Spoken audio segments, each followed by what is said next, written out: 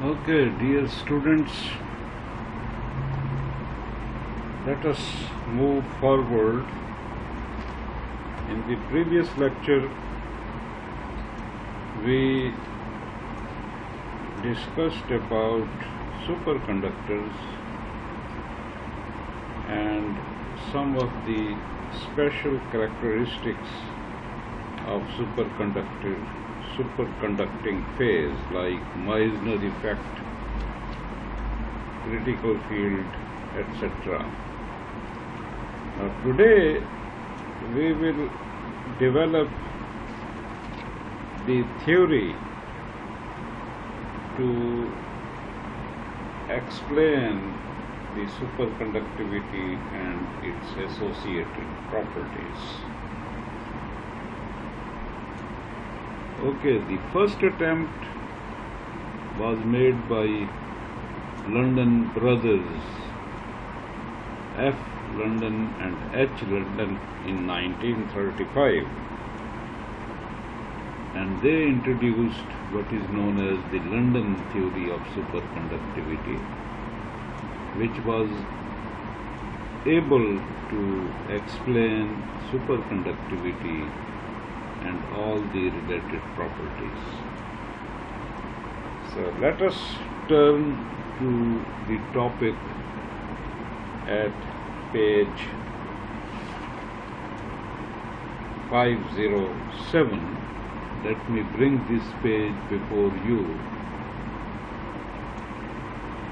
Okay, this is the page, and the topic is electrodynamics of superconductors.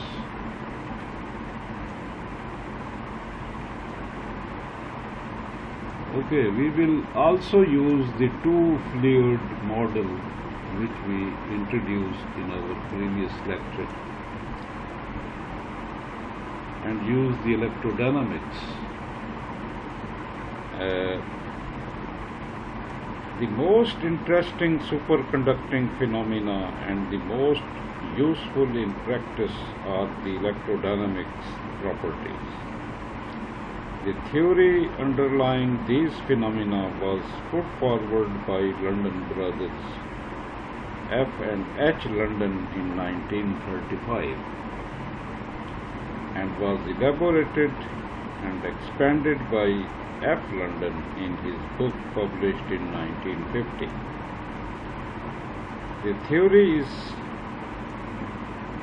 semi-phenomenological in nature, in that it uses an additional equation which could not at that time be derived from first principles, but it is nevertheless extremely useful because it explains all the known observations with minimum mathematical effort. Now moving to the next page.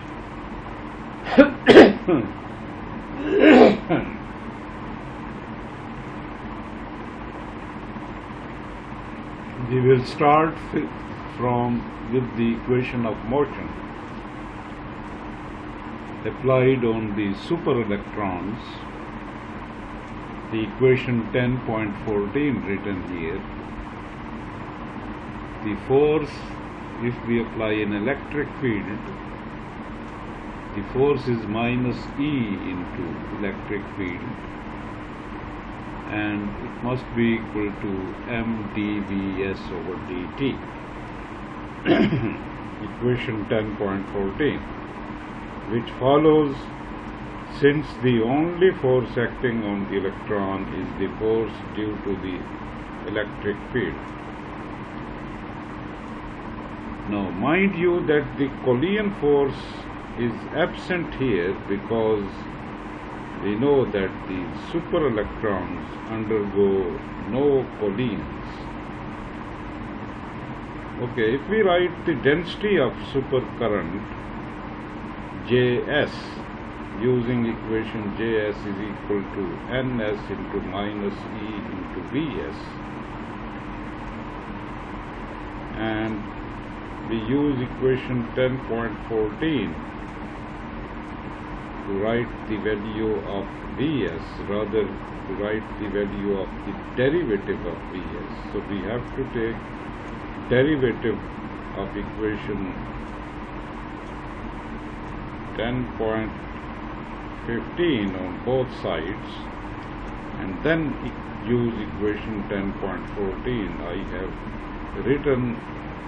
handwritten a step over here which will lead you to the equation 10.16, that is Js dot is equal to ns e square over m into e, where the dot over Js denotes time differentiation. Now we know that in the steady state the current in a superconductor is constant. Therefore, it follows from equation 10.16 that Js dot is 0, which implies that the electric field is 0. Now, this important conclusion asserts that in the steady state, the electric field inside a superconductor vanishes. In other words, the voltage drop across the superconductor is 0. Now we will use Maxwell's equation here, one of the Maxwell's equation, that is B dot is equal to minus curl of E, equation 10.18, and using the result of equation 10.17 that electric field is 0, this equation implies that B dot is equal to 0. So it means that B, the magnetic field inside a superconductor, is equal to constant. Okay, now here is a contradiction with the Meissner effect, because Meissner effect says that all the magnetic flux is expelled out once the solid is in the superconducting phase, that is B is equal to 0. But now our theory is saying that B is not 0 but B is constant.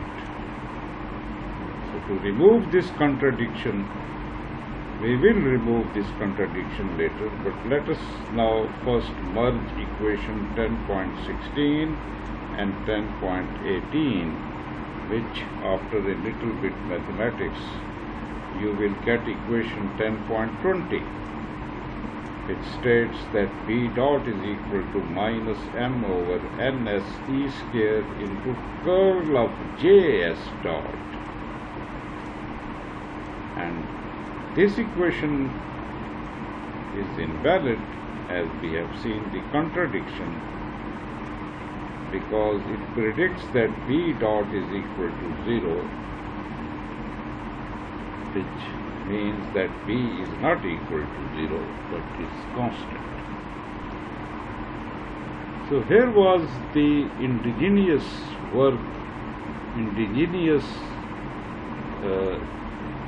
of the London brothers, because equation 10.20 is not valid and we have to modify the equation, and they suggested the modification by removing the dot product on both sides of equation 10.20 to write equation 10.21. As you see here, that B is equal to minus m over ns e square into curl of Js. Now, this equation seems to be a logical derivation from equation 10.20, because we have removed the time differentiation from both sides of equation 10.20 to reach to the equation 10.21. And this equation 10.21 was suggested by London brothers and is known as the London equation. Okay. Now when equation 10.21 is merged with another Maxwell's equation, which is equation 10.22, that curl of B is equal to mu naught into Js.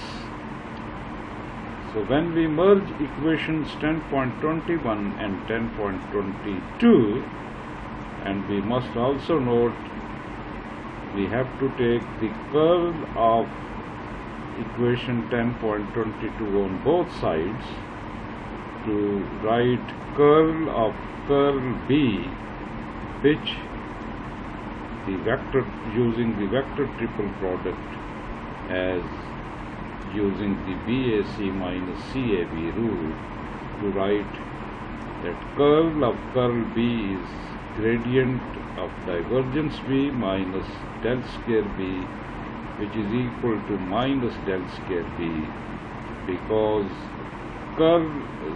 divergence of B is 0. So when we do a little bit mathematics, which I have handwritten here, you will reach to the equation 10.23, that del square B is equal to mu naught ns E square over m into B. Okay, now move to the next page. But before we move to the next page, we have to now apply equation 10.23 to a special geometry, a simple geometry of a thermodynamic sample which is semi-infinite, and we place its surface along the YZ plane.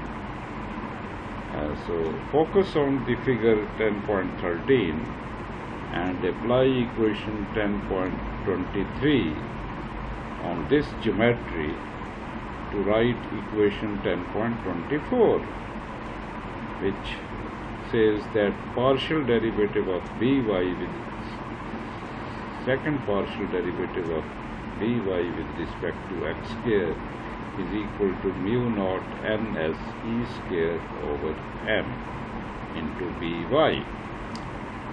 So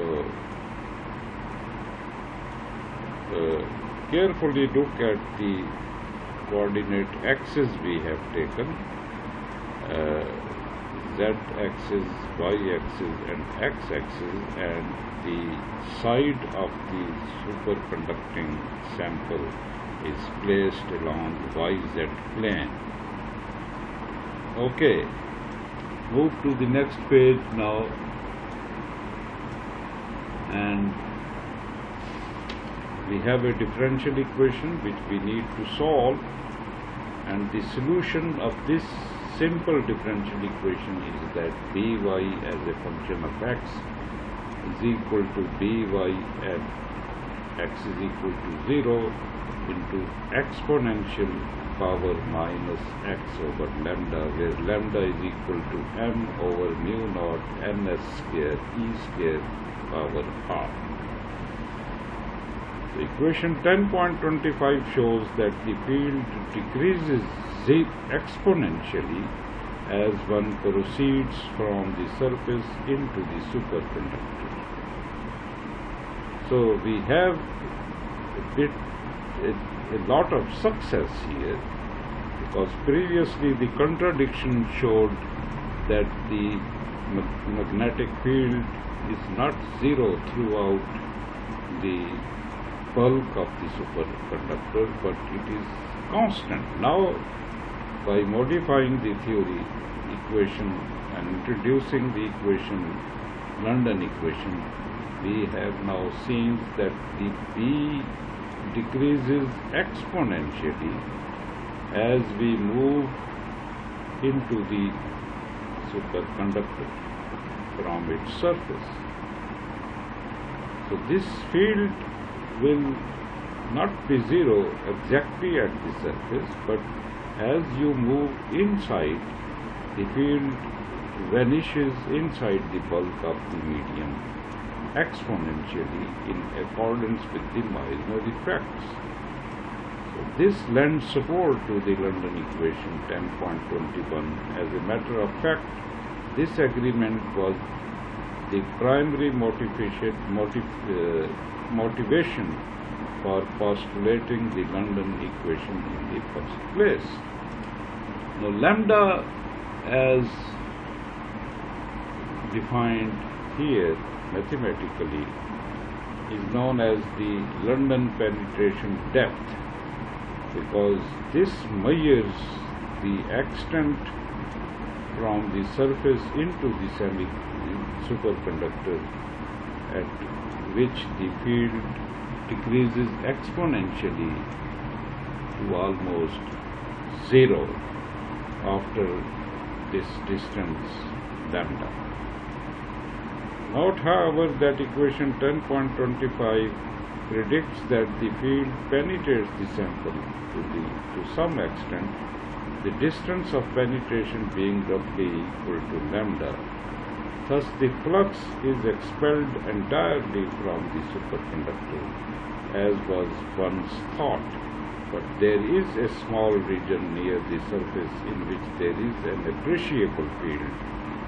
The parameter lambda is known as the London penetration depth, whose value, as calculated using the typical values of the constants, comes out to be 500 angstroms.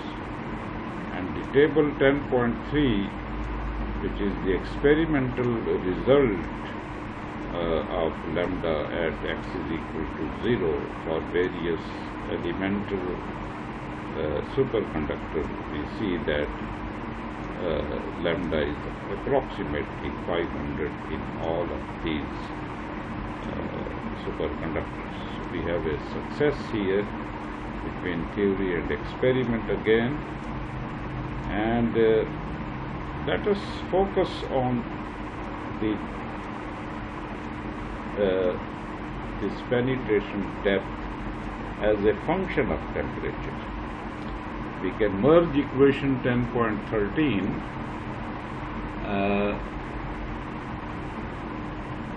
and equation 10.26 to write equation 10.27, that lambda is equal to lambda 0 into 1 minus T4 over Tc4, and this gives us the value of the penetration depth at T equal to 0 to be equal to m over mu naught n e square to the power of equation 10.28, which is the penetration depth at T is equal to 0. So we notice that lambda increases as T increases from 0 degrees K, and becomes infinite as T is equal to Tc, as shown in figure 10.14. This later conclusion is expected because at T is equal to Tc, the substance becomes normal and the field penetrates the whole specimen, because now lambda is infinite. The specimen has an infinite depth of penetration. The temperature dependence predicted by equation 10.27 is well confirmed by experiment. So that was the second success of the London theory of superconductivity. The third conclusion and the third success of the London theory is the existence of an electric current flowing near the surface. So if we merge equation 10.25 and equation 10.21 after a little bit of mathematics, you will reach to the equation 10.29 that J z as a function of x is given by the right hand side of this equation, and we see that this is equal to js0 exponential to the power minus x over lambda, which is the current flowing in the negative z directions. So this current decays exponentially as one moves into the semiconductor. So we also see that the current is not zero at the surface.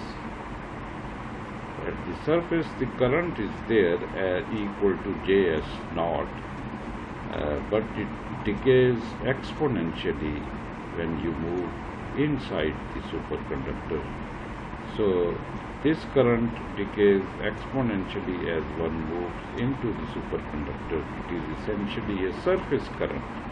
So the supercurrent flows near the surface, whereas the deep of the superconductor is ineffective towards any contribution to the current.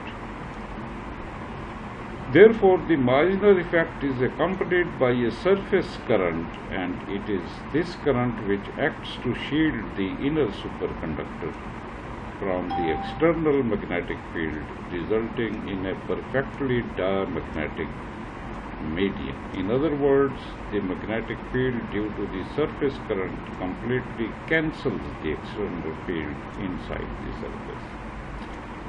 So we get a very interesting